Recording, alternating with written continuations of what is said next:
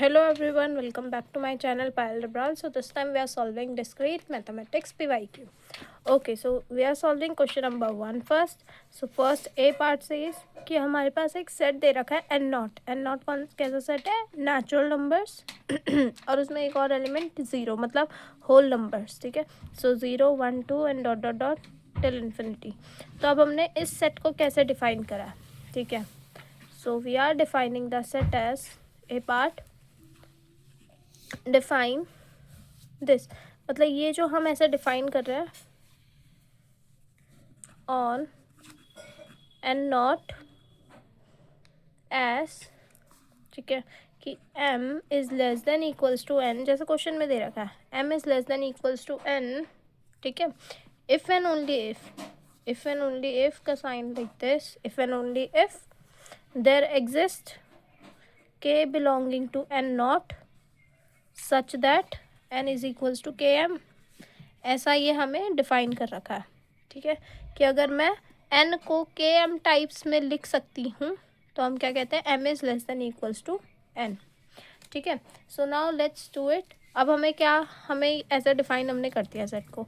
अब हमें प्रूफ करना है कि ये जो है सेट ये पार्शियली ऑर्डर सेट है. तो पार्शियली ऑर्डर्ड सेट क्या होता है, अगर वो रिफ्लेक्सिव हो जाए, वो एंटी सिमेट्रिक हो जाए और वो ट्रांजिटिव हो जाए. ठीक है, तो हम उसे बोल देते हैं पार्शियली ऑर्डर्ड सेट या फिर ऑर्डर्ड सेट या फिर पो सेट. ठीक है, POSET. ठीक है, पो सेट भी कहते हैं. सो अब नेक्स्ट उसी के बाद फर्दर क्वेश्चन पूछा हुआ है, क्या ये वाला जो चीज़ है क्या ये चेन है या फिर एंटी चेन है या फिर कुछ भी नहीं है, और हमें अपना आंसर जस्टिफाई करना है. So first we will go with the property reflexive. ठीक है, रिफ्लेक्सिव देख रहे हैं हम. तो लेट हमने क्या करा, let m belongs to this n not. ठीक है, तो हम m को ऐसे लिख सकती हूँ मैं 1.1. अगर मैं m को ऐसे लिख सकती हूँ then that means this means if and only if m is less than equals to m. तो देखो ये रिफ्लेक्सिव प्रूफ हो गया. तो हमने ये लेके चला और हमने ये बता दिया, तो m less than equals to m हो गया. तो ये रिफ्लेक्सिव तो प्रूफ हो गया. ठीक है, तो ये जो है ये वाला साइन इज़ रिफ्लेक्सिव, ये रिफ्लेक्सिव है. अब देखो नेक्स्ट आता है हमारा एंटी सिमेट्रिक.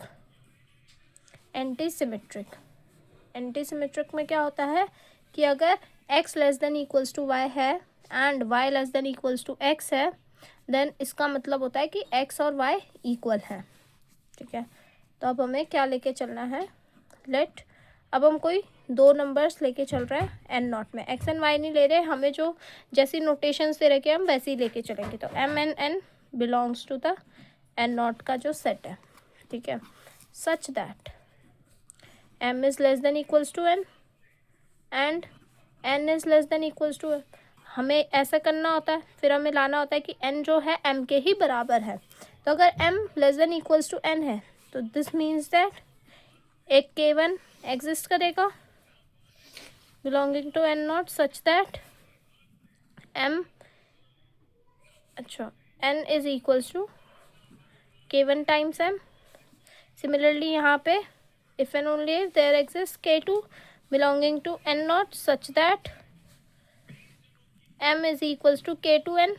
ऐसे अब देखो ये दोनों हैं तो मैंने लिखा n is equals to K1m. अब मैंने m की वैल्यू यहाँ से डाल दी तो ये आ गया K1 इंटू में K2n. तो ये आ गया K1 इंटू में K2n. ठीक है, अब देखो n is equals to K1 K2n आ गया. तो अब मुझे पता है n से n तो कट हो जाएगा, तो K1 dot K2 is equals to 1. और K1 K2 कहाँ पे है, ये एन नॉट के सेट में. और एन नॉट कैसा सेट है, वो नेचुरल मतलब होल नंबर्स का सेट है. तो K1 इंटू K2 अगर 1 आ रहा है, दिस मीन्स दैट K1 भी 1 है और K2 भी 1 है. ठीक है, तो K1 K2 क्या आ गया 1. दिस मीन्स दैट कि we have n equals to m, क्योंकि n क्या है 1.1 m हो गया. तो n इक्वल्स टू क्या आ गया m. तो हमने ये लेके चला और ये हमारे पास प्रूफ हो गया. Therefore this sign is also antisymmetric. Antisymmetric भी आ गया. ऐसे ही करते हैं सब क्वेश्चंस में. ठीक है. Anti symmetric. Then next is transitive.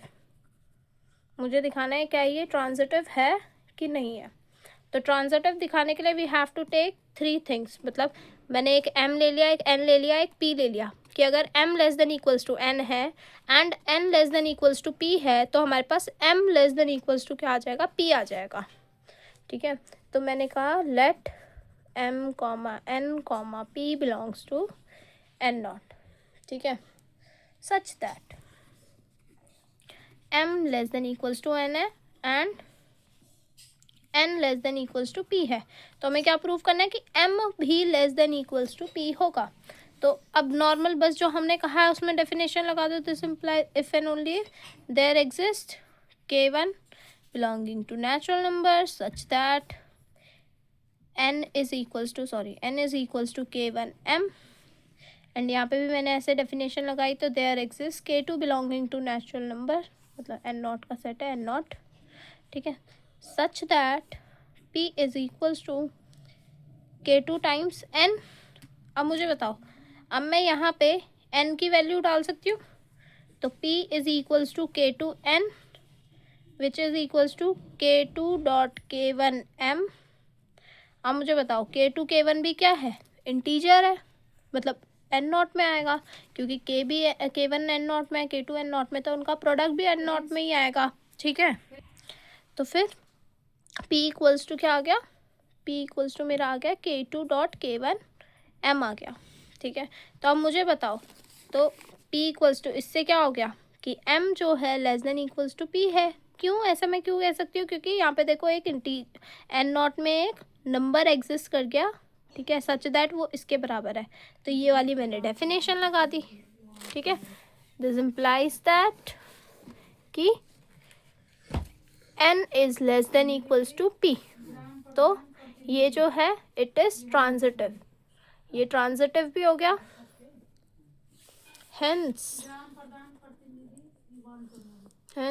This is an ordered set, या फिर हम बोलते हैं या फिर और पार्शियली ऑर्डर्ड सेट, या फिर हम बोलते हैं पोसेट और पोसेट। ठीक है, तो मैंने लिख दिया नॉर्मल जिस नोटेशन में ये दे रखा है n not less than equals to, ठीक है, n not less than equals to is a poset. ठीक है, मैंने ये लिख दिया। अब नेक्स्ट क्वेश्चन उसमें थोड़ा सा पूछा हुआ है, थोड़ा सा और, क्या ये चेन है या एंटी चेन है या फिर कुछ भी नहीं है, आपको ये जस्टिफाई करना है। तो देखो, चेन प्रूफ करने के लिए हमें क्या करना होता है कि सारे के सारे एलिमेंट्स ना ये वाला रिलेशन शो करेंगे। फॉर ऑल m, n, सारे m n ये रिलेशन शो करेंगे। अगर मैं ऐसा कोई भी एक ऐसा एलिमेंट बता दूँ जो ये रिलेशन नहीं शो कर रहा है, तो मैं बोलूँगी ये चेन नहीं है।